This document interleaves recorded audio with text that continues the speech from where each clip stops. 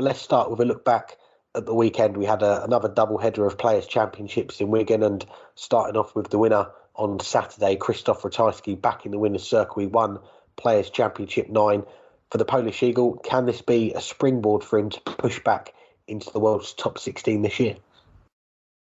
I definitely think it's possible.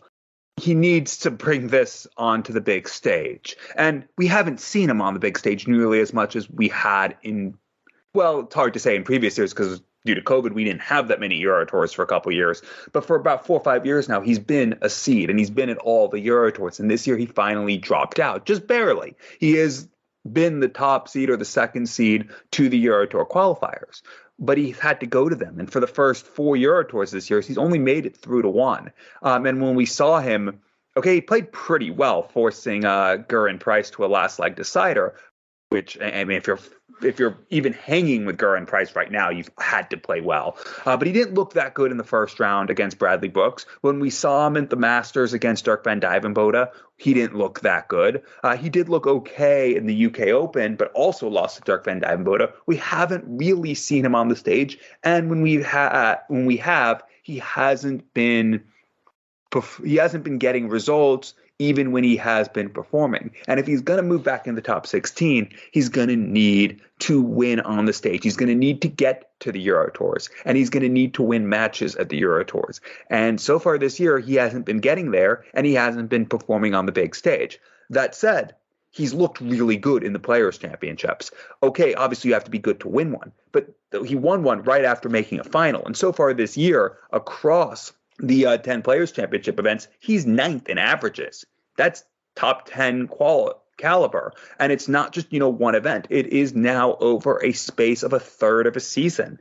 That is meaningful. That shows that he is playing pretty darn well. En route to the title, he beat 3 of the 8 players who are ahead of him in the averages. Obviously, Johnny Clayton is tops, but he also beat 2 of the other people who are ahead of him in the averages. So it's not like he was given this easy draw.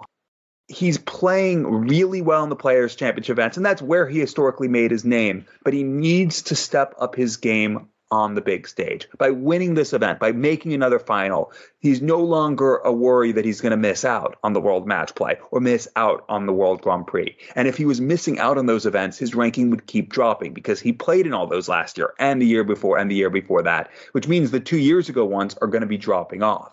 And by winning a Players' Championship event, he's at least moved into that standby position to get back into the Grand Slam. Making sure he gets to the television events is the first step. Getting back into the Euro Tour events is right alongside that. And if he does that, then he'll give himself the opportunities. And if he's giving himself the opportunities, at some point, that floor performance level that he's at will show on the stage. Everyone knows he's good enough. He got to the top 16, even without a real big television run, because of how consistent he was for so long in the Players' Championship events and in the Euro Tour events. And it's okay. It's not. We haven't seen a full season yet, but we've seen a third of a season where he's getting back toward that level. He's getting back toward that consistency, at least on the floor. That's giving himself that possibility and that potential to be where in the events that he needs to be to get back in the world's top 16. So can it be a springboard? Absolutely. And that's what the question is. It wasn't will it was can it. So yes, it can be. But he's going to have to make sure that when we see him on the big stage, he starts playing like he's been doing in these floor events, because that's where the big money is. That's where the opportunity to climb is, not just because of the big money, but also because he hasn't had that run to a final yet at least in a televised event. So if he could do that, that's just going to be building on what was a year that many thought was just, can he avoid the fall?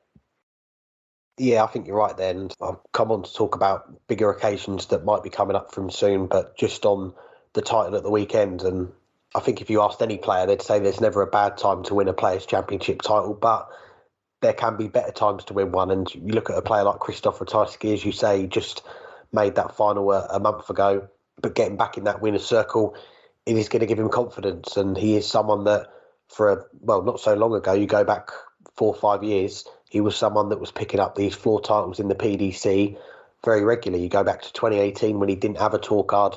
He won 3 floor titles, and then you go to 2019, and I think he made something like 5 finals. He won 2 of them, and he also had that Euro Tour title in Gibraltar as well. So he's someone that we have seen make those steps forward. And the next question has always been for Krzysztof Ratajski it was always thrown at him was, well, we've seen him do it on the floor. We've now seen him do it on the Euro Tour. He's got the quality, but can he do it on the big stage? And what does he go and do? 2020 gets to the quarterfinals of the World Match Play, and it was towards the end of that year, going into 2021, where we saw him have so many deep runs. That World Championship that was behind closed doors at Ali Pali, getting to the quarterfinals, another quarterfinal at the UK Open, the World Grand Prix, semi-finals of the World Match Play, and okay, it wasn't a ranking event, but got to the semi-finals of the World Series finals as well. So a lot of big runs there, and probably after that, it's been a little bit surprising that he's not gone deep in a big event since then, because he was going into last year, 2022, well inside that top 16, 12th in the rankings, I think, going into the start of the year, but he wasn't able to kick on, and he wasn't able to replicate those deep runs in those major events. And if you're not maintaining that form or pushing on, there is only one way you're going to go. And as we've seen, there's been a drop down the rankings for him. And it's not been a huge drop. He's still in that top 20. And you go towards the end of the year, he's provisionally around that 20 to 25 range. But he's someone that is going to need to start having those runs on TV if he is going to get back in that top 16. But I found it interesting in his interview afterwards. He was saying it was another top 16 that he was more worried about. And you mentioned it, that the Pro Tour top 16, and I think that has got to be a big focus for him, because the title at the weekend is put him up to number 17. You look at the provisional list for the Euro Tours, the last 3 of them, he's not far off at all. So I think these Euro Tours coming up, they are going to be important. He has had to start qualifying for them again. He's qualified for the next 3, and you used the word momentum that Rod Studd likes to use last week. I think, there is a bit of momentum that he can build on here. He is going to be in these next 3 Euro Tours over the next few weekends, and if he hadn't qualified for those, it would have been a long break before we saw him playing again in a PDC competition. So we talk about timing in darts. This could be good timing for him, getting in those Euro Tours straight after this Players' Championship win, and let's see if he can build on it and have some good runs on the stage over the next few weeks.